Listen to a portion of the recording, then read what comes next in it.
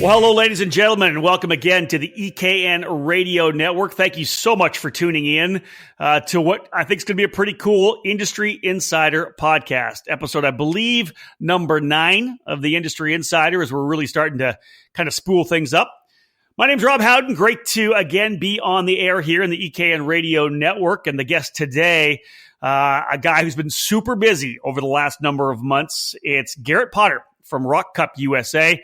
A lot on his plate, getting things ready to go for the upcoming Rock the Rio event at the Rio All-Suite Hotel and Casino in Las Vegas. And of course, throughout the last year and maybe 2 years, been working hard to build the Vortex program, the rock program here in the United States and of course up in Canada as well. Garett, first off, thank you for joining us here on the EKN Radio Network. You and I recording this Friday evening at almost 6 o'clock. I know you're busy. Thank you very much for carving out a bit of time for us. I appreciate it, Rob. Yeah, excited to, last time we talked, well, we kind of been messaging back and forth, but last time we talked, I think was Andy's race, COTA sometime. I think so. Where we were at. I think we're in Arizona or something, but yeah, it's good to be with you again for sure. It's crazy because I know how busy you've been. Obviously, with our EKN Trackside Live program, you know, we're going to hit, I think it's 24, 25 events this year with live broadcasting. So it's been crazy. I've added my IndyCar and Road to Indy stuff. So I've never really stopped until now. Right.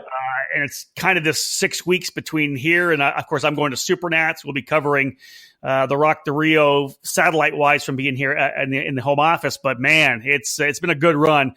Let's talk, let's jump right in and we can talk Rock Cup USA in a bit. But I think first and foremost, coming right off the weekend, let's talk Rock Cup International Final and some of your thoughts on the event that took place at South Garda just a week ago. I've been there twice. I had a chance and the privilege to announce that race on 2 occasions numerous years ago. And man, I just love that race. Yeah, you weren't able to make the trek this year. First, talk about your thoughts on the race. I know you've been there before. What a race, man. What a great event. It is definitely an amazing event. If, anybody has the opportunity to get over there, it's unique to where, anybody can go. So, you can buy your way in there and enter, as you would, pretty much any other event. So, it's a huge event. It's probably one of the biggest or the biggest in the country. I think they had 440 this year, a little over 440, which is huge. I mean, I remember my first time going there, seeing the mini, grid split up was, I think they went down to, I don't even know what it was, S or T or something. It was crazy. So yeah, it's definitely an experience. It's a beautiful facility, great place, and some great racing for sure. It's cool to watch someone else put something on. I mean, that for me, that's like the only race of the year that I'm actually able to watch anything. So I was really bummed I couldn't make it this year. I was booked, ready to roll, and then I had to pull the plug at the last minute just because there was just too much stuff with the time, the 9-hour time difference between here and Vegas. It was just, I was a little worried, and Italy was worried too. Well, you're within a month, within less than a month from your race. I get it. Well, and right? They're already on kind of pins and needles. This is their first event. It's not my first to put on it in Vegas, but for them, it's their first, right? And they've thrown everything in my hands. They're, thousands of miles away, and they've put a lot on my trust in me to make sure everything's where it needs to be, which is humbling that they've just gave the keys to me and let me do what I need to do. And so it was important for me to make sure that, everything is perfect as it possibly can be, not only for the racers, but for them too. So yeah, it was important to stay back, and finish all the little details. I've been working on it for, over a year now, but it's those last few months. I mean, you've been a part of them for many years, so you understand. You got everything in place, but now the week before, you're calling all the vendors to see if they're making sure they're going to show up, because if one doesn't, you're in trouble. Well, you're putting out fires, and nobody ever sees the fires, right? Nobody realizes this is not coming at this time. Oh, you told me I was supposed to be here at this time, and it's just it's like herding a bunch of cats, right, in a room trying to make sure everything happens at the same time. I get that for sure. Now, one thing, let's go back and talk about Rock Cup International Final. We'll touch base on some of the cool results. You can give me your thoughts on it, being kind of the captain of the ship to a certain extent. but just the event itself. One of the cool things when I was there that I thought was great was, we've all been to Super Nationals, that event, 400, 450, 500 plus at the Super Nationals. This event's massive, but the track at South Garda, there isn't the paddock room for it. So there's not, there are some big trailers, of course, CRG, Burrell, Tony Kart, of course, has a couple of big trailers in there, OTK with their connection with Vortex. Mm-hmm. The coolest thing is, I always thought every time I rolled in there in the morning, by the time I get there a little later than the people that are coming to practice at the first session, you're parking in the back away from the track a bit. Yeah, in the cornfield. And it's all the tiny little Sprinter vans and little campers and guys that come in with their carts on top of a car. Like I saw guys roll in with their carts on top of the car, a small car. They pull it off.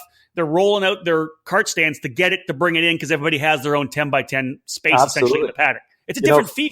For me, when I feel it exactly when I first rolled in there last year.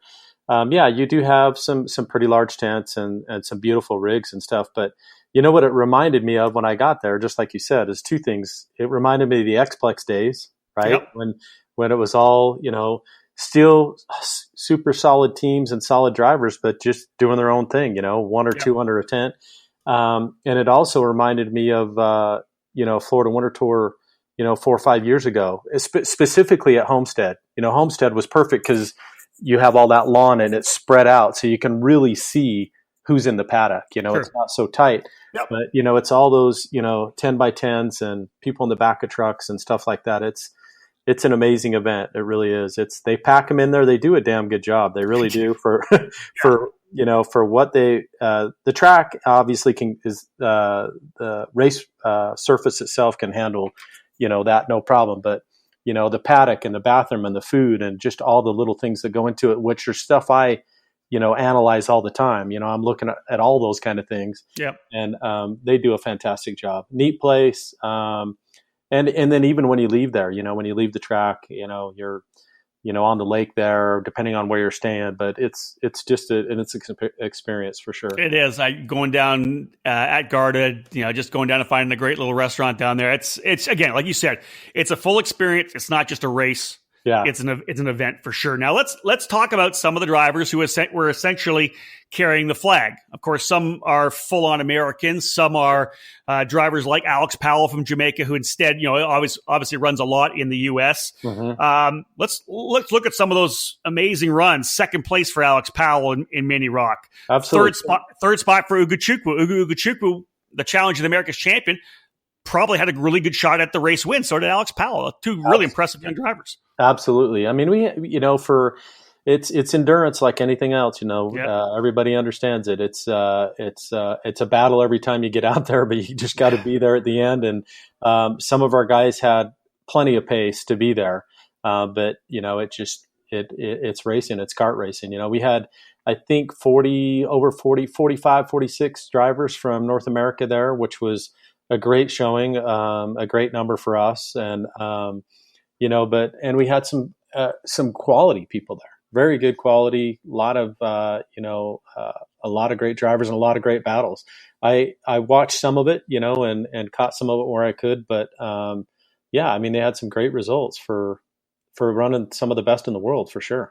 One of the things that I took from when I announced the race on those 2 years, and of course covered it from here back in North America, was how precarious it is when you don't qualify as well. If you can qualify in the top 5, 6, 7, normally you're going to race a lot better. You're not going to get in much trouble. It's qualifying 50th, or when there's a field of 80, where someone always ends up getting taken out. People get a little over aggressive. And I had said to Eric Jackson online, I actually posted it to Facebook. I said, and he had posted being there, and I just said, stay out of trouble. Yeah. I said, when people start losing their heads, you need to keep yours. And that's the key. You have to stay out of trouble. Yeah, you may not want to lose one spot, but it's almost good to sometimes give it up. Absolutely. Yeah. If there's nobody behind you, because that guy's going to take you out. Let him go. If you've got a gap, then just finish the spot back, because it's just, you have to have those results in the heat races. Otherwise, you're not going to make it through. Yeah. Right? Just to inch your way through. And, so one thing to kind of play into that a little bit as far as what we're doing at the Rio, the format that we'll run there is we're going to do 4 heats, and they're all progressive. So it changes kind of the dynamic of that a little bit. You're still doing the points run for your starting position, but okay. So wherever you finish the heat, you'll start the next heat. So my staff hates it because it's a nightmare for them because they have to get through results and tech and Stuart's office all on the quick so we can get results out. But yeah, so that qualifying, man, you have a bad run, and but it's still doable. We've seen it. I've seen it. I've seen people qualify bad, but like you said, they keep their nose clean for 3-4 heats, and and then they're right there to strike. So but what the frustrating part, and I've been there many times with drivers, is you're quick, you've got the speed and all week, but you just run into bad luck. But we've done it for years, and we'll keep doing it. You said it once before, though. That's racing, and it can definitely happen. Now, to continue on with some of the cool finishes, Eric Jackson, as we said, third in the expert rock category, did a great job staying out of trouble, was actually able to run well. Another good one too. Didn't make it to the main events, but Emma Delatra winning the B main, which is what I think that was the. It was sponsored by what do you call it? OMP. Yeah. OMP. Yeah, the OMP Trophy they called it. Yeah.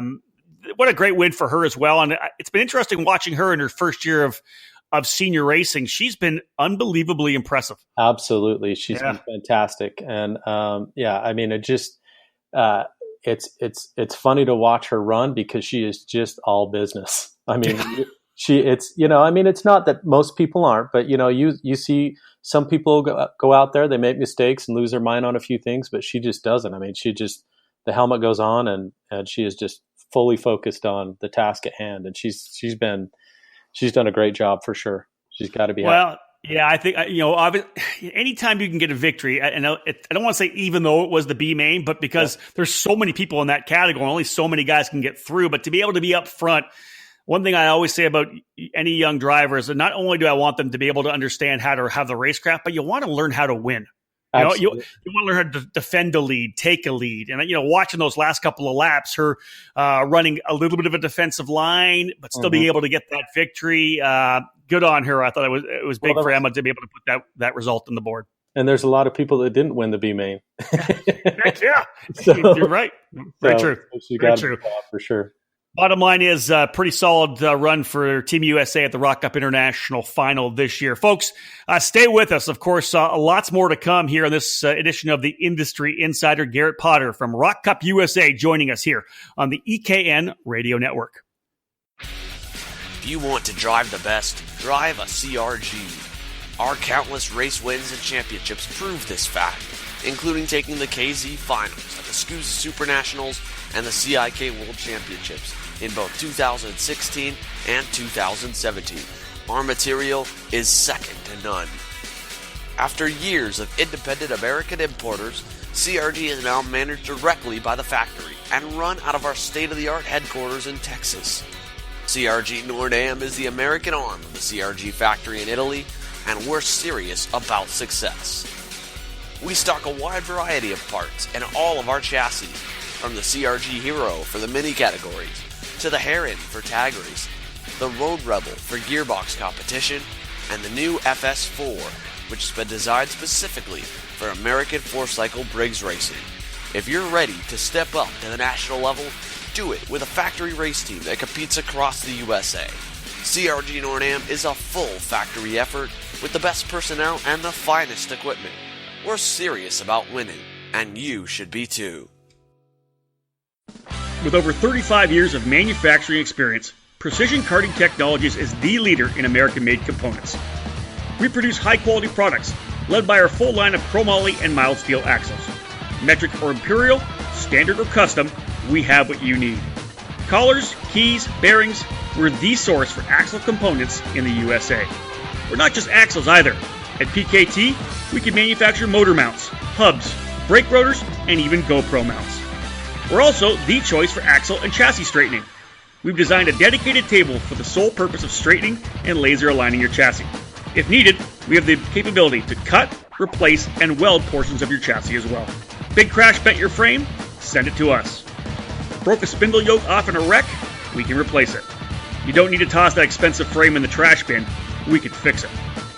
We can repair and straighten chassis, and we CNC machine the finest karting products in the country. With over 70 dealers throughout the U.S. and Canada, it's easy to choose PKT. Family owned and operated, proudly made in the USA. PKT. What's in your cart? Carts, parts, engines, tires, and tools. At SharkShifter.com, what you need is just a click away. We carry the biggest names in chassis, like Tony Kart and FA, DR Kart, CRG, and VLR. We have new chassis and all the parts you need. At SharkShifter.com, we also stock top-quality replacement parts from Swift Components, like axles, sprockets, and hubs. We have the inventory you need for your stock Honda as well, from cylinders, heads, and engine parts to reeds, exhaust pipes, ignition covers, radiators, air filters, and air boxes. We build our own billet aluminum components as well, including motor mounts and clutch levers. Need to add to your toolbox? We offer alignment tools, brake, battery, and exhaust tools, tire gauges, and hand tools. Stop messing around getting your seat in the right position. We have a seat mounting system that makes it easy. Check the website for monthly specials. If you need it, we can get it to you fast. We ship the same day. SharkShifter.com, your online source for carts and parts. Welcome back to the EKN Radio Network. Thank you so much for joining us for this edition of the Industry Insider. I'm Rob Howden, joined by Garett Potter from Rock Cup USA. Garett, we had a chance to get some thoughts on the Rock Cup International Final, the performances of Team USA and the drivers who were able to qualify through and win tickets this year. Let's move into the reason why you weren't able to be in Italy for that particular event, because it's the all-consuming quicksand of a major event in Las Vegas, the Rock the Rio, essentially your first, or the Rock's first major event like this in Las Vegas. The Rock the Rio. You know what? Just roll us out here right now how things are looking. I know that we got the initial the pre-entries. I think I saw that Cody Schindel had it posted on Canadian Karting News as well. Pre-entries are out. I didn't look. I looked through it, but I haven't added everything up yet. Did you hit 200 yet? We're dang close. I'll tell you, I'm super excited. For me, as we went down this road, a year ago when we were talking about, doing an event there, the budget was built on 160, 170 entries. For me, that was the goal. Yep. Based on, we had a tall hill to climb as far as, if you really look at it, 18, 19 months ago, Rock was really, a Florida program. They went out and did a few events here and there before that, but it was really that base. So to really have this be our first full year of trying to expand out of that market, and then also drop an event of this size on, I knew it would be difficult to, it'd be a challenge to get to 160, 170. But, I think Ursula sent me the numbers today. We're at 196. So, we're there. We're real dang close, and I'm ecstatic. Italy's happy. I'm happy. And now it's just time to put on a good, clean, fun show for all the people that have decided to come. And I can't wait to get there. I leave on Tuesday and start meetings and track building and parking and all the fun stuff. All the fun stuff. So 196 on pre-entries. In just knowing what I've done for the last 20-something years, you can probably count on 10 or 15 walk-ups. So maybe Vegas is different on a walk-up as opposed to just a local track, like a track for a major event. So, but you need 4 or 5. So let's just say 200 is a possibility. Away from the big number, that getting that. I'll get there, because my plan is I'm going to register you, me, and David and Ursula. So we're good. We're at 200. Right. Not a problem. All right, cool. All right. Chalk me up for Mini Rock then. So obviously the 200 number is obviously big. You want the 100 if you're a regional level. You want to get that 150. 200 is a magic number. That's great. But in looking at the entry list that you guys sent over to us at EKN, it's just scrolling through. I just kind of I didn't add it all. I've been so busy. I didn't add everything up. I know David is working on the preview. man, number one, almost I think every category is double digits. Some of them teens, that most 20s and 30s, and I think I want to say senior I think it's like 40 or something like that for the senior category. Juniors are a big one, which is not a surprise. That'll be over 40. Seniors, wow. seniors over 40 for junior. That's big. Yeah. So nice. Seniors approaching 40. Shifter numbers are good. The one that's a little light is our 100cc, but for me, that was a last minute deal. I've been getting a lot of pressure from racers from all over the country saying, "Oh, can we do it? Can we do it?" And I knew you're still double digit though in both of those categories. Yeah. So but I think it's going to be good. For me, I think that class is exciting, not just for Rio or for Vegas. I'm just pumped about that class in general for club programs, regional programs. I think that's going to. I hope and really feel that that's going to put a piece in the puzzle that has been missing out of karting for a while, and hopefully get some people in, keep people in. But anyway, it's still going to be a good showing, and some great drivers too. I don't know if you scanned through the list, but I did. There's some great in there for sure. So it's going to be an exciting weekend for sure. We'll come back more and talk about the VLR 100 when we talk about 2019 plans, because I think it's a kind of a cool thing that it's essentially because of its design and the entire deal. We'll talk more about the fact that it's going to allow for a tag level of racing again at that particular price and speed level. Again, so we go with pretty good numbers. Let's talk about the fact that there are some pretty solid drivers coming out to run as well. As I said, I scanned through it and went, wow, okay. Wow. You know what I mean? You're checking these guys that are top talent. The racing there, I think, is going to be pretty impressive. Yeah, I agree. For me, it's been I've in this business, I've known for me, I've stopped looking at the numbers. Right? It's not about the numbers for me. I'm gonna put on the same show whether there's 15 people or 300 people. So that's my focus. And but for this one particularly, I've been staring at the numbers because it's important for Italy. And Ursula has just from the office is just my right hand person there has just been kind of updating me here and there, and I haven't really looked at the driver list at all. It was just all about the numbers. But then she sent me the list the first of the week, and I started scrolling through there. I'm like, wow. There's going to be there's some stacked fields and some great racing going to happen for sure.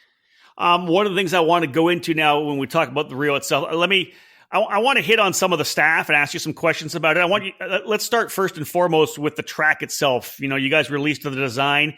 Can you give us some insight potentially into who helped design the track? Who was part of the design team, and was there some kind of a design theory? Did you guys come in with an overall what's the word I'm looking for? An overall approach that you guys wanted to bring in?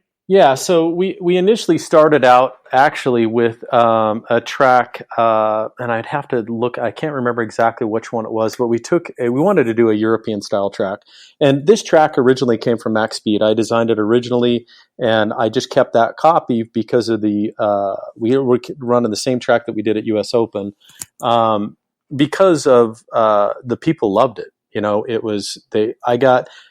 When I originally designed it, so basically go back, we took a track from Europe. We basically mirrored it, inverted it, and then it didn't fit. So that happens. so then we modified it and did a bunch of things. It took us a lot.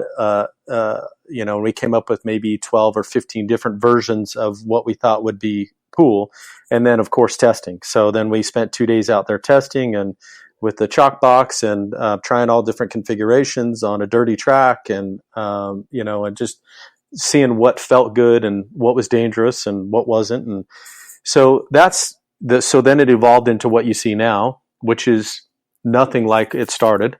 But the one that I couldn't sleep for months after we originally designed that, because I didn't, one, how would the people react to it? That was obviously my first question. And then two, so then practice started, and right after practice got over, it was just nothing but compliments. Man, this track is so much fun. There's a ton of room to pass. It's fast. There's some slow stuff. I mean, just compliment after compliment. I'm like, wow. So, that was a big relief. But then the next thing was, would it be safe? When we get some numbers on there, start packing them in there, what would happen? And we had we ran 2 years in that configuration, and I don't want to jinx myself to tell you what exactly we did for red flags, because I don't want to jinx this year, but it was the lowest of any track that we've ever been on, including any purpose-built facility. So for me, that was like another huge sigh of relief. And when we were talking about Rock the Rio, we thought, maybe we should change it up, just to change it up. But as and been there, it's limited to what you can do based on the surface and most definitely holes and and walls and everything in the way, and just general bumps, really. So we decided to stay with it, and I'm really proud of it. I'm happy with it. And not just because I did it, because the people enjoy it. So we'll see. We've got a lot of new people this time that weren't at US Open. So we'll see what they say, but I'm pretty happy with it. Different engine package too. That's one of the things that I know we always got the feedback from the industry and from in the community. Anytime we were covering the race at the Super Nationals, right, the SCUSA race, that this track's a Rotax track, or it's a rock track, or it's an iambic track, a leopard track, an X30 track. So it'll be interesting, because obviously what people, the impact, the feedback was as a Rotax track. What's it going to be like as a rock track? Absolutely. It'll be interesting. Yeah, I'm interested. Yeah, for sure. But I think I think it'll be good. I'm not looking forward. Well, I am looking forward to it. I don't know if you know much about the U.S. Open, but we had we're using the Tech Pros at U.S. Open, and with the straps in the center, and so we've got all new barriers this year, pin barriers, which will be much easier for us to set up. The Tech Pros were a little bit of a nightmare in a temporary scenario. On a permanent track, no problem. In a temporary scenario, it's just a nightmare. So we're excited. We got a lot of work to do, but we're ready to roll. So let's the track set. So let's talk about your staff a little bit. Who do you got positioned race director wise? A couple of the key people for the staff for this year's event. Well, our team is pretty much the same team. Obviously, we're going to add a bunch of new people just because of the size of the event and the track and all the challenges the temp circuit adds. But we've got Chuck Yoder as our race director. And we got Rick Hall, Bobby Radavoy, Scott Gordonere, all on the Darren McDonough, all on the track official side. So basically, the way we set it up is Chuck is the guy; he's the race director, and then we have 6 assistant race directors, and those people are the eyes. And all they do is watch carts. And then we'll bring in corner workers to work the flags, and clear carts, any kind of issues like that. But their sole focus is running a flag and making sure the track's clear and people are safe. And we'll have 7 or 8 pairs of eyes just watching for calls. And then our steward's office, we'll have Robbie Poupart, which oversees the steward's office for me. We're going to bring Mark back, Michonne. We haven't seen him for a while, so he's excited to come back. Good man. Yes, and great at his job for sure. One of our best stewards. No doubt. And then we'll have Bruna Franco, which will also head up the steward's office to kind of deal with any issues on track calls, protests, that type of stuff. And then, we've got Pam and Steve, of course. I don't know if you met them. You had to have. They're from Florida Winter Tour, so they're still with us. And then we've got, they're fantastic. They actually just went through that hurricane. They're up in Georgia now. Their house is okay, but they have no power. So, man, that's crazy. But anyway, so they'll be there. And then, we have Eileen. We have that sees our scales. We got Dave Davies in tech, Rob Yardley in tech. So, my normal crew of just getting things done, and couldn't do it without them. I mean, these guys, I know. Everybody, a lot of people don't come up to these people and say, "Hey, you did a good job." They come up to Ursula or I and say, "Hey, you guys did a good job," and thanks. But man, I couldn't do one thing without them. I mean, they're the ones that really I can take responsibility for from now until Tuesday night, but they really take responsible from Wednesday to Saturday. I mean, it's their deal, and it's all on them, and they deserve every ounce of credit on the operation of the event itself, for sure. That's the best way to do it, isn't it? You put the thing together, you put together a team, and you hand it over to the team. Absolutely. That's the key, right? That's the key. Now, again, interesting. You mentioned people coming up to you or whoever it may be saying, "Hey, fantastic." When I'm on the microphone at an event, one of the things I always want to do at the very end is to remind people, when you see someone wearing that organization shirt at the end of the day, grab them a cold beer, pat them on the back, give them a high five, because those are the people that are out there from the very first session to the very last session. It's the people that are working the event that really do deserve the kudos. There's no doubt about that. I know that you feel the same way, because they never stop. They don't come back to a tent and put their feet up and chill out. Corner workers, staff, they're guns ablazing 7 o'clock in the morning to 7 o'clock at night. Well, the other thing is too, is what, and some people don't understand, but some do, is, I'm a full-time employee, right? Ursula's a full-time employee. So this is my job. This is what I do, is put on events. But, the list of people I just read off, they all have regular jobs. They're business people or teachers or whatever it may be, and business owners. So they're taking, they take time out of their vacation to come and do this. And so, and they're not retiring on my money. I'll tell you that much, it might give them some extra beer money, but that's about it. So, so that's the other thing that really, impresses or humbles me, that they'll take their vacation and run my events for me, and so that's saying something, and I can't thank them enough for that, for sure. And the people, love of the sport, right? Love of the sport, absolutely, and the people, love of the sport, love of the people. Now, you know how much I love announcing races, and before you and I came on, we were messaging back and forth throughout the day today. Tell me a bit about the announcing team you have for this event, because you're taking a little bit of a different approach, and I love it.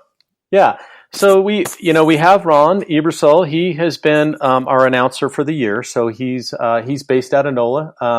I actually we hired him when I was at NOLA back in 2000, maybe 12 or 13 or so, and he does a great job over there. He does all the club races for us, and again, another semi-retired guy that wanted to go on the road. So I said, hey, let's come on the road with us, and he's been doing a great job. So we'll have him, and then I'm bringing and she's going to kill me, but she won't hear this anyway, because I don't have her last name in front of me. Perfect. But, Sabrina, she is a dirt track racer up in the Mississippi and Louisiana area. So we're going to bring her on just to change it up a little bit. I've heard some of her stuff, and she's fantastic. Nice. She'll take over and kind of help with interviews and that type of stuff. Get some reaction, after quali and podiums and stuff like that. Grid area, and then we're bringing in Chris McCarthy. He actually just did the IAME National or IAME Worlds. Last weekend? There was the same weekend as same weekend. Right? Yep. So he'll be in, and I think that'll give a little bit of a UK voice to it. I listened to him as well that weekend and really enjoyed his commentary. So we've got a mix of everybody. We got and it'll be funny to see how Chris reacts to the Southern, the good old boy and a Southern girl too. You know what? It'll be an interesting dynamic. Just make sure we're in Las Vegas, so make sure he doesn't stay up all night long. As I did the first couple of times I was there. Well, yes, we'll have 3, so maybe one of them will make it. Maybe you know what? You're just hedging your bets. Good for you. You've got at least one of them is going to make it out of bed and down to the booth before the race starts. But no, I was listening to Chris as well. It was a big weekend. Obviously, Rock Up International Final, IAME International Final. David Cole was thrashing. We were trying to watch both races and cover them on eKarting News and post it on our social media. It was a wild weekend, but I love it. It's going to be a different feel. You got a couple of different voices. Yeah, I think that's awesome, Garett. That's great. So, hey, listen, you know what? The race is right around the corner. You got good numbers. You got good staff. Bottom line is good luck with that event for sure. I think you're going to have some fun. It'll be one of those deals where And people don't realize the stress isn't off of you when you turn over the keys, and it's also not off of you when everybody packs up on Saturday night and they're done, ready to go partying, because you got a couple of days to tear down and get everything out of there. So. Well, and this one's especially, again, it's there's always fires to be put out, but I think that my stress level does, ramp down quite a bit, Tuesday night and then managing the fires, but then it's going to ramp back up again Saturday because, we got a lot of cleanup to do to make sure it's all cleaned up and ready for the next group. And, I want to make sure that's all, perfect. So he's ready to roll in and, but I can't wait till November 5th. I'll tell you that. I bet. Okay, folks, we're about halfway through here. We got a couple more questions, more topics. After this break, Garett and I are going to talk about the 2019 plans they have laid out for Rock Cup USA. Stick with us. More to come here on the EKN Radio Network. Cartlift has been designing, engineering, and building innovative cart stands since 2003. Our flagship model Winchlift LT is the motorized workhorse of our cart stand lineup and should be the foundation of your karting program. When it comes to test days or race days, the Winchlift is an invaluable tool that allows you to head to the track to test and tune anytime, knowing that your cart will easily be lifted with the press of a button. Add our innovative winch stacker, and now you can double stack 2 carts on top of a folded down winch lift, saving space in your trailer or garage. If a lifting cart stand isn't for you, then one of our traditional folding scissor stands, double or triple stacker stands, or upright stands should fill the need. Every one of our cart stands features flat-free wheels and casters and a durable powder coat finish. Check out our full stand lineup as well as our chassis skid plates, tire changers, and accessories at cartlift.com. That's www.cartlift.com. Looking for that extra edge? Comet Racing Engines is your answer. The engine service program from Comet Kart Sales has been winning from coast to coast at all levels and different forms of the sport. Lead engine builders Mark Harrison and Gary Lawson have decades of karting experience, providing racers the power to reach the top step of the podium. Comet Racing Engines continually perform track and dyno tests to provide their customers with the cutting edge in engine performance. Comet specializes in Yamaha KT100, IAME Swift, IAME X30, IAME Leopard, and Rock engines. Trackside and customer support are the cornerstones of the Comet Racing Engines business, ensuring each and every customer receives personal attention and the help they need to achieve the best results. Engine rentals are available at all the events that Comet attends in 2018, including WKA, SCUSA, USPKS, and the Route 66 Sprint Series. Contact the Comet team today at cometcartsales.com or by calling 317-462-3413. If you're looking to step up your engine program, send it to Comet Racing Engines. You've heard the name VME Kart all winter. It's the hottest new chassis on the circuit, and it's time to get behind the wheel of one yourself. It doesn't matter what series, the VME Kart is running up front. The WK Manufacturers Cup, the SCUSA Winter Series, the Florida Winter Tour, the Challenge of the Americas. VME Kart is on fire. VME Kart USA is the new importer for Vince and Lorenzo Mandarino's creations, and we're ready to take the karting scene by storm. Colin Neal kicked off the 2018 season with 2 big wins on his VME kart at the WK Manufacturers Cup opener in Daytona. And then, Chase Gardner put the VME kart on top of the podium at the Rock Cup Challenge of the Americas opener in Phoenix in February. Big wins at big races, and there's much more where that came from. To learn about our chassis and our program, and to see what we're doing in U.S. karting every weekend, follow us on Facebook at VME Kart USA. Welcome back, folks, and thank you so much for tuning in to the Industry Insider, episode number 9 here on the EKN Radio Network. I'm Rob Howden, joined today by Garett Potter from Rock Cup USA. We've talked about the International Final. We talked about Rock the Rio. And you said, Garett, before the break, you can't wait for November 5th. And the funny thing is, you can start this particular section off as we talk about 2019. How much is it like the 5th and the 6th and the 7th, and then you're switching right back on? It's crazy. Like, Yeah. Is there any downtime, or You know, I know Florida Winter Tour. It's not new to you. You've been doing it for a number of years, so it's not like you're rolling out something brand new. But did you build any break in there after the race is done? Yeah, a little bit. I was talking to someone the other day, and I told them, man, I miss the days at Miller. I live in Salt Lake or in Lake Point, and the track's just only 5 miles down the street. But at Miller, we closed October 1st and then opened March 1st. That doesn't happen anymore. No, and I'm like, man, I miss the days. I'd already be out. I'd already be out sitting home for 19 days now. So I do miss that. But so we've already started on Florida Winter Tour, obviously working dates, and we've got some exciting news, which I can go ahead and share now. Good. We're doing we're going to do a temp course for the second round, which will be in February. We'll do that at the Hard Rock Stadium, better known as the Dolphin Stadium there in Miami. Wow. So we're going to truck all our stuff to the east and set up a new configuration. I'm just finishing the design now. Hopefully I'll have that ready to display at the Rio, the track design. So that'll be fun. That's going to be a cool change, something new for the Florida Winter Tour.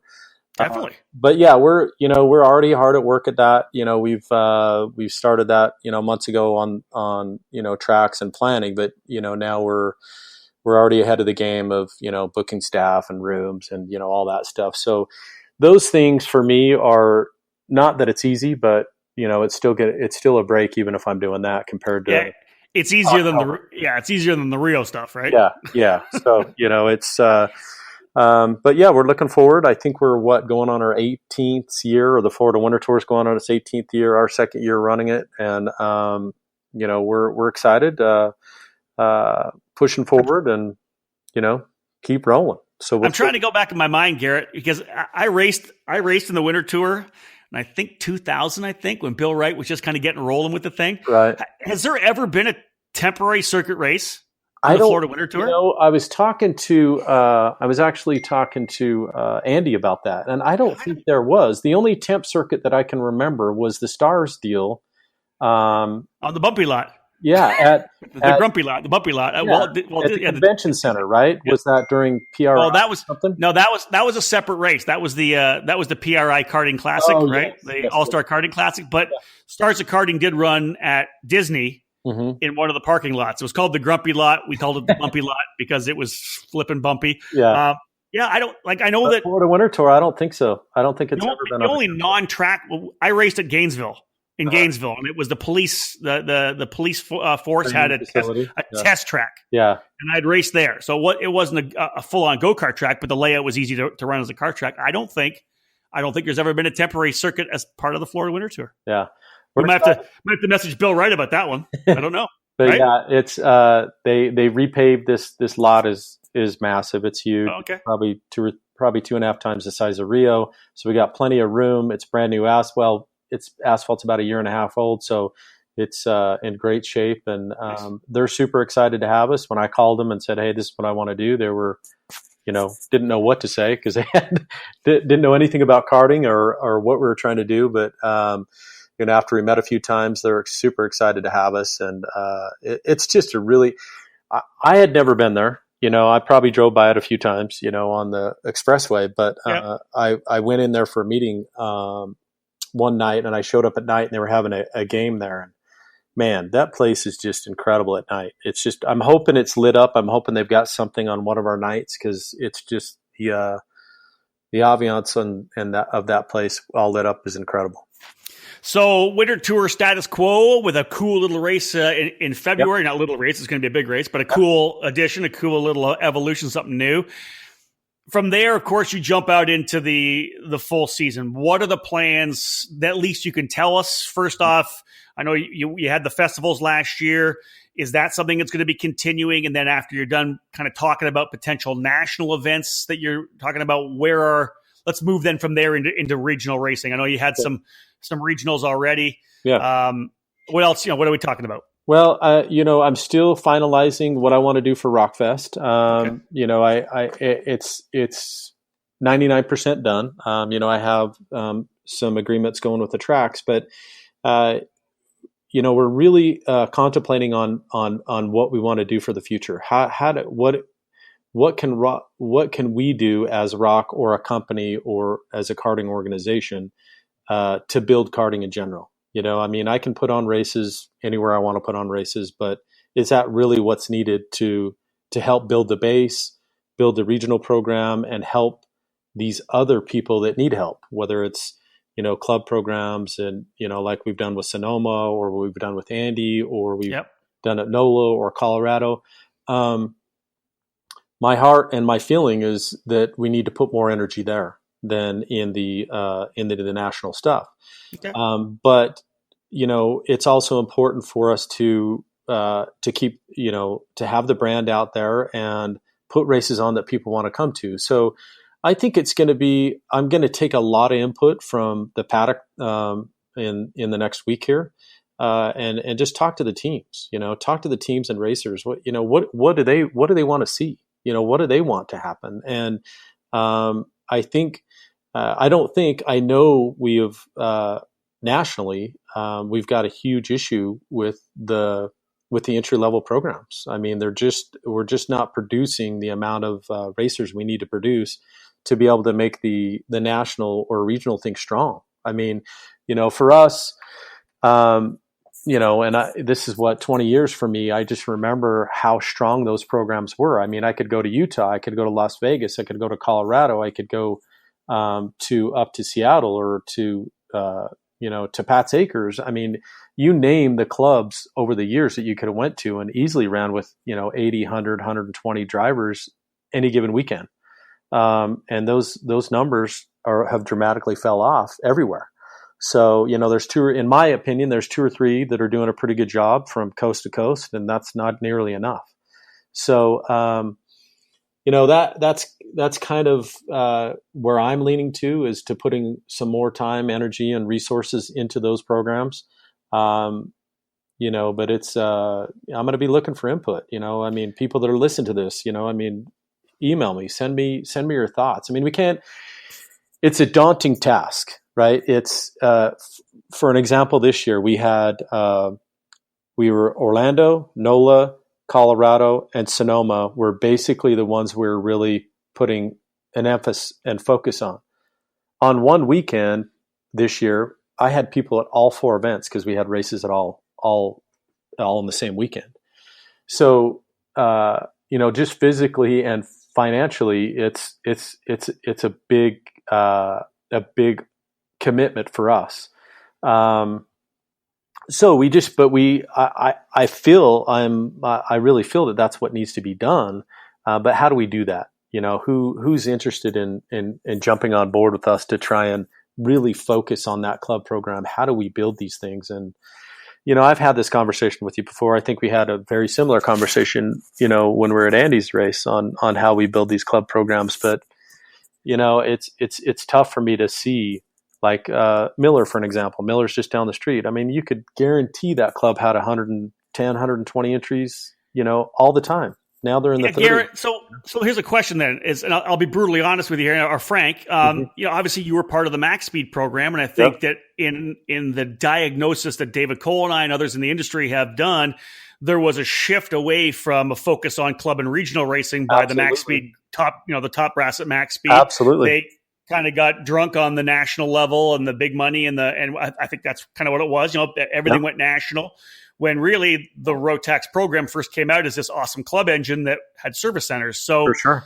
My question to you would be, do you draw on that experience you had in being part of that organization, but not essentially in the power position, but more of a left wing player where, hey, you know what, this is what we're doing. I'm your guy. I'm your ground soldier. Yeah. You're not that guy anymore. Do you draw back on what you potentially learned in watching some of the failures of Rotax with that particular group? Absolutely. I think that's the best thing that all of us can, to learn and grow from is other people's failures, right? Or other mistakes. If you take anything away from that, that's probably the most important. I draw from those internal conversations and struggles that we had there, but I also draw on what the Rotax program was when I was coming up through it. I had, we had strong programs, on the East and West Coast. We had one race a year in the middle of the country. Was that the perfect model? I don't know, but it worked pretty dang good. The clubs were strong, and and I think everybody has, can take a piece of that blame on how we did it. The Rotax probably started it, as far as kind of focusing on that national program and adding more races, and then other organizations started doing that. And I think I know what we did. We just sucked all the energy out of the club programs and their drivers and money. And so we need to think about that. If you had to flip a switch today, would you go back to that? Well, you look back at the quality and the not just the quality, but just the stature of the Grand Nationals. The Rotax Grand Nationals were 200 to 225 every year, and it was a massive event. People coming in from all over the country. Absolutely, and those were people that had to qualify to be there too. Exactly, it wasn't. If it was an open ticket, you probably could have been in the 400 number. Good possibility. They wanted to be a good quality show. And they're, like you said, they're in that 220 range, but it was something they could count on. And the other thing is it didn't really, financially for, the people that were running it wasn't a huge burden. So they could send more resources down, in my mind, down to the bottom where they needed to be to help. I come back to Miller cause that's obviously, or Utah, cause that was my home track, but, to help build those programs and focus on those. The other thing is it kept those people in that area to focus on that program. If those guys are chasing races all over the country to focus on those, then they're neglecting, the core product. So good point. I don't know what the answer is, but as I said just a minute ago, if I had a light switch and I could click it on and it could be I could have those healthy clubs back that we had 10 years ago, would I do it? I think I would, and so maybe it'd be on different engine platform, but I would like to go back to kind of that mentality. Cause I just think it was, and no matter how anybody looks at this, it's a for-profit business. I mean, Vortex is in this to make money. Otherwise they're not going to exist. They're not going to develop. The shops, same with the dealers, the teams, all those guys need to make money. And, I think financially at that time was much better for everybody. And I wasn't at the top, so I don't know what those financials were, but I have a good idea. I can stare in a paddock and see if someone's making money or not. And I don't think there's many people in the club paddocks making any money right now.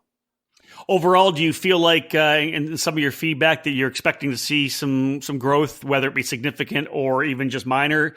And talking to Andy Seisman for Challenge of the Americas, which is, the West Coast version of the Florida Winter Tour. He's very happy with the way he thinks things are going to, grow for this year based on some of the rock participation in Southern California, which of course is one of the places he draws from. Yeah.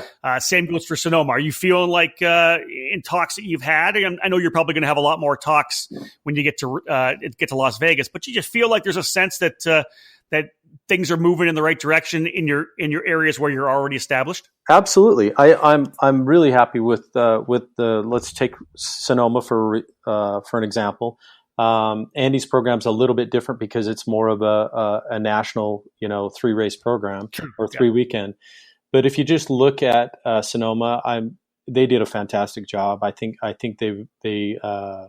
in fact, I just sent them an email the other day. They sent me an email and said, "Hey, the season's over. We appreciate all your help." And for me, they have to be happy with what happened over there because I didn't get any phone calls, right? I didn't get any calls that said, "Hey, this place there's a problem here, or there's a problem there." And the other thing that was so refreshing about what I seen happen there is the phone calls I did make, or I did receive from shops, teams, drivers, whatever, were all positive criticism, right? It's like, "Hey, we think this is a problem we have a small issue here with the product. I just want you to be aware of it, so it doesn't become a problem."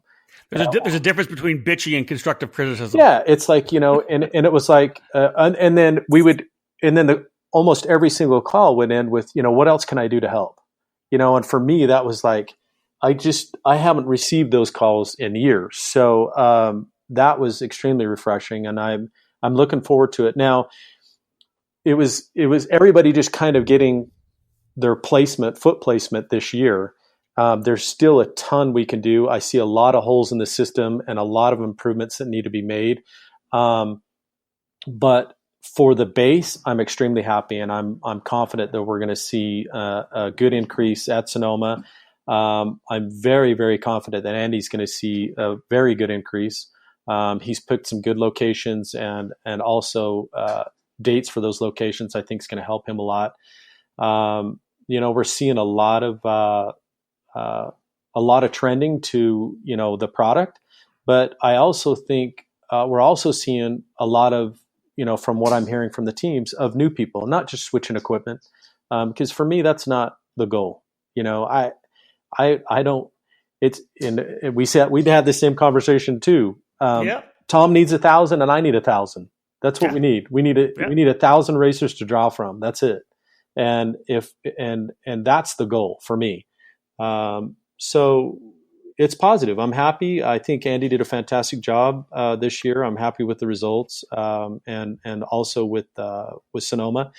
We're still finding our placement in Colorado. We had some changes with tracks. We had some date changes. It was a little bit of a cluster there this year, but we've got a solid plan for next year. Colorado, again, as you know, you've been around. That was an extremely solid program for years with the CSC. So good. Yeah, so good. Great drivers come out of there, great numbers.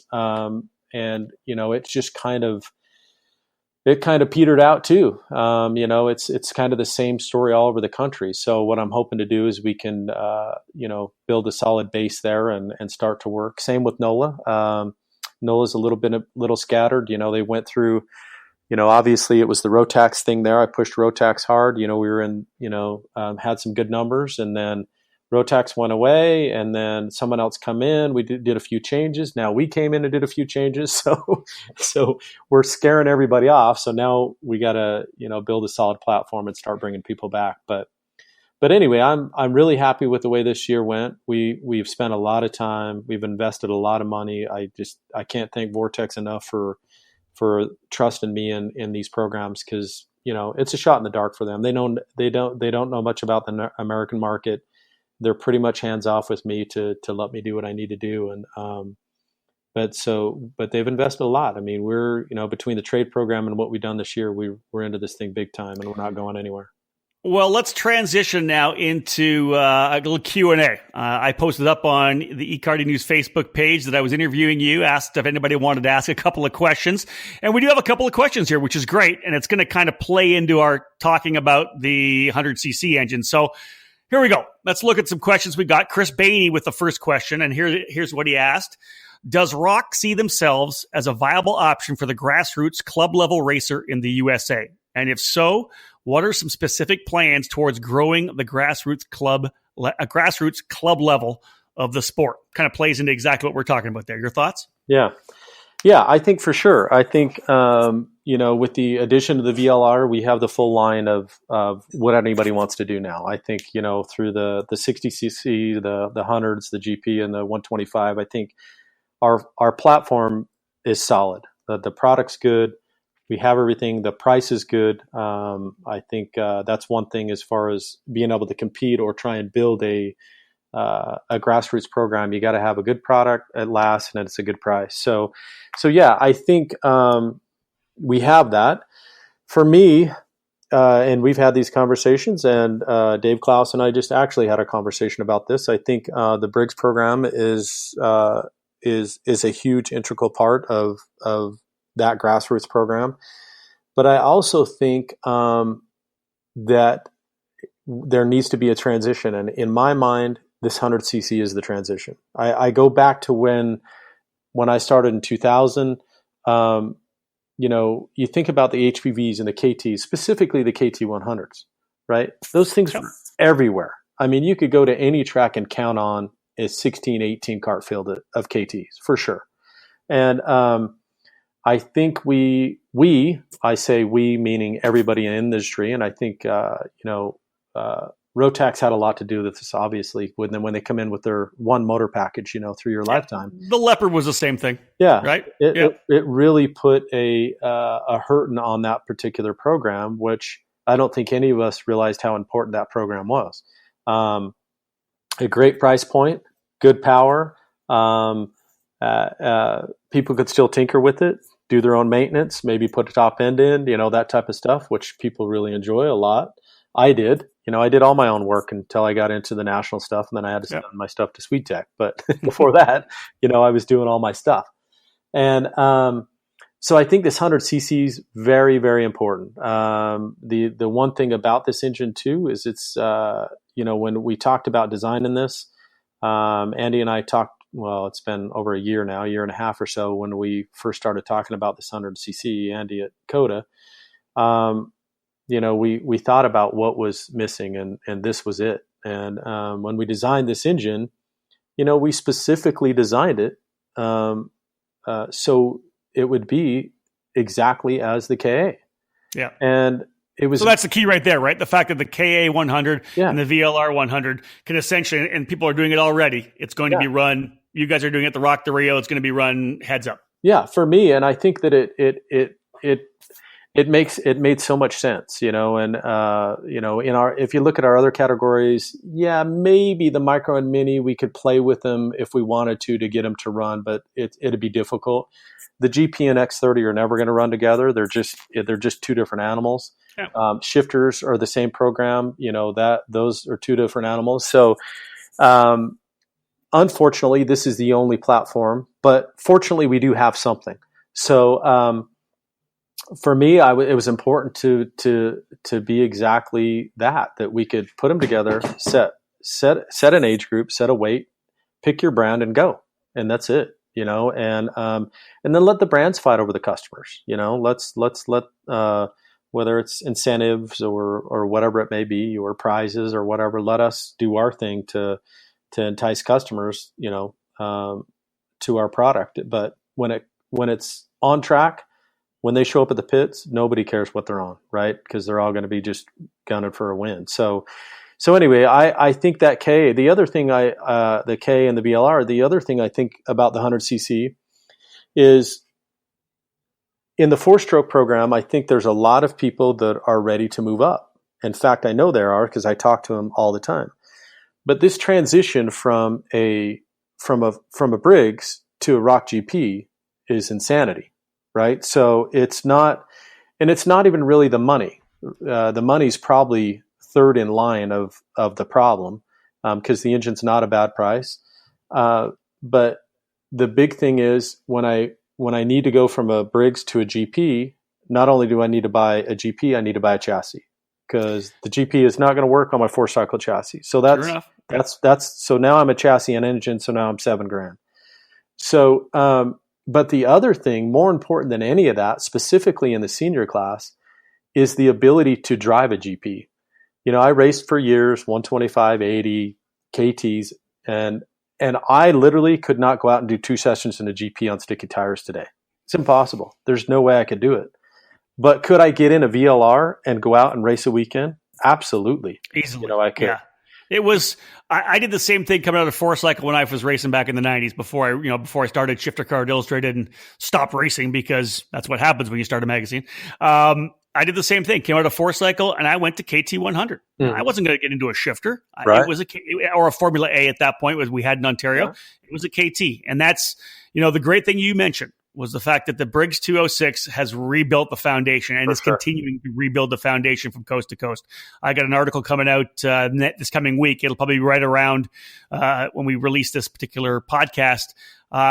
Just detailing how great the 206 has been. But you're right. It's the foundation. And eventually, like any driver, a lot of them, I'm not saying a certain percentage of them, are going to want to go faster. Absolutely. Right. And what is that next step? Well, right. I think performance and price. Yeah. And I think it's important, not just for me and not just for Rock or IAME as far as selling product.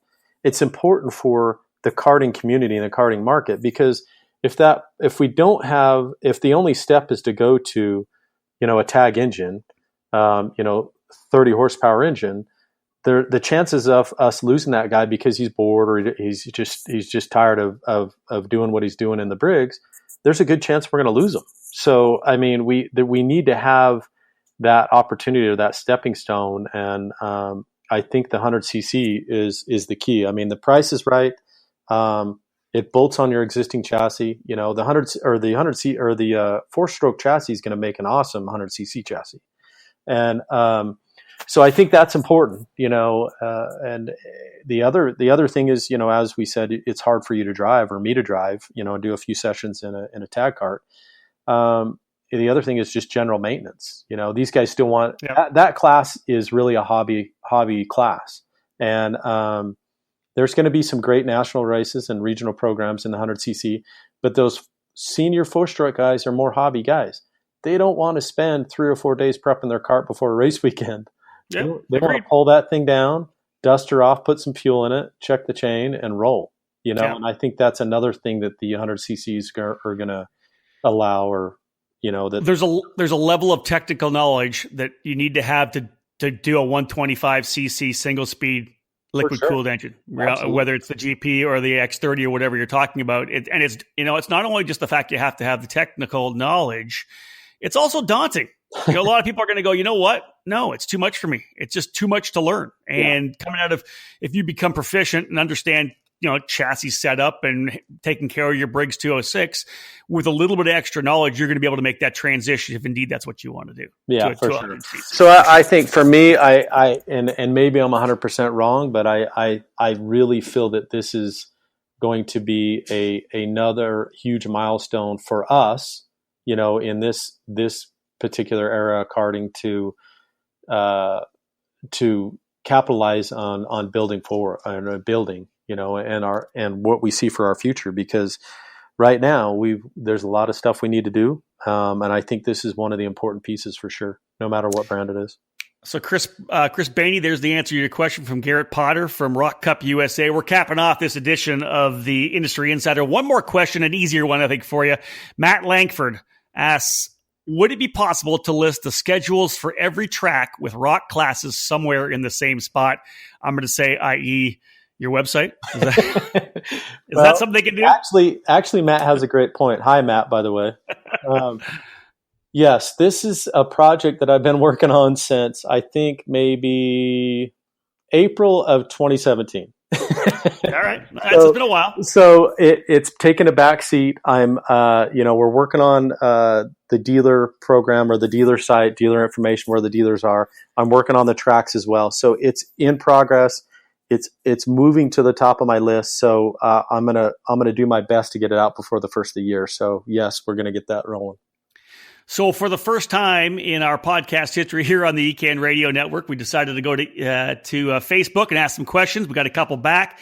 Hopefully it's something we can fuel even more of in the future. Well, Garett Potter, you got from the start to the finish, the green flag to the checkered flag. You're essentially out of the hot seat right now. It's Friday night. We can grab a cold one and kind of chill out for the rest of the weekend. Hey, Will, I appreciate everything. One thing I did want to mention, we're going to Bridgestone's going to have a tire changing contest on Wednesday, Rock the Rio, which should be a blast, right? So, I love those. They're awesome. We're going to have a lot of fun. It's ridiculous, by the way, how fast these guys can do it. It's ridiculous. Yeah, so we're giving away a set of Fittipaldi wheels, thanks to Fittipaldi Sports. So anybody that's interested, make sure when you get there you register or sign up at registration. But Saturday night should be a good time. Garett, just to cap off, anybody who's listening and potentially doesn't know, I'm sure they can just Google it. But what is the website that people can get information on Rock Cup USA? That's it, rockcupusa.com. I answered my own question. Yeah, didn't I? Hey, listen, but thank you so much for joining me. I appreciate it. Good luck at the event. I know that the amount of time that gets put in to events like this, it's exhausting. People just do not understand the time and money it takes to put on a race like this. They think they roll in and get to have some fun. It's monumental to be able to put an event like this on. It is. Well, and I hope everybody safe travels, and thanks. And Rob, hopefully we'll see you at the next one, eh? Yeah. Did you say A? Did you just pull a Of course I Canadian? did. Wow. I can live with that. I'm okay. I can live with it. I'm proud Canadian. Yeah. You know what? Down the line, I'd love to be able to get out to an event. Again, I've been friends for a long time. I appreciate the respect that you've shown to both myself, David, and eKarting News. Thank you so much, folks. We are done. What a great insider that was. No doubt about it. Get a chance to talk to Garett Potter here on the EKN Radio Network. Thank you so much for joining us, and thank you for tuning in to EKN. Again, if you have not yet downloaded the app, do it. Right on your phone, the EKN Radio Network, 24/7, 365 karting content. All of our EKN Trackside Live play-by-play main event weekends get on there. We archive them. All our podcasts are on there as well. Just an awesome way to be able to listen to karting anytime you want. And as always, our podcasts, the first chance to listen to them will be on the EKN Radio Network. After that, we'll put them up on Podbean. They'll be available on the website as well. So again, I thank Garett Potter for joining me here on the EKN Radio Network, folks. My name's Rob Howden. Bye for now.